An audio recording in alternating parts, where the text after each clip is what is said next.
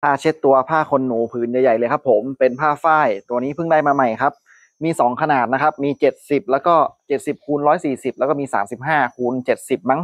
มันจะเล็กกว่านี้ครึ่งนึงนะอันนี้ขนาดใหญ่นะครับเหมาะมากนะครับผู้หญิงผู้ชายอุ้ยอันนี้ยังไม่ซักนะเพิ่งได้มาใหม่นะครับผมนี่โอ้โหดูสินุ่งสบายเลยครับผู้ชายถ้าเป็นผู้หญิงก็นุ่งกระจงอกได้นะครับผมสูงประมาณ170กว่านะครับนี่แบบนี้ครับผมผืนใหญ่ๆผ้าฝ้ายนุ่มๆนะครับผมไม่เป็นขุยนะครับโดนน้ำซับน้ำได้ดีนิ่มๆนุ่มๆเนื้อผ้าแน่นมากครับเย็บมาอย่างดีใครที่กำลังมองหาผ้าเช็ดตัวผ้าโรงแรมนะครับเป็นของฝากของขวัญมีให้เลือก3สีนะสีขาวสีดำแล้วก็สีน้ำเงินตัวนี้สีขาวสีเทาสีน้ำเงินนะครับผมนี่เลยจัดไปครับ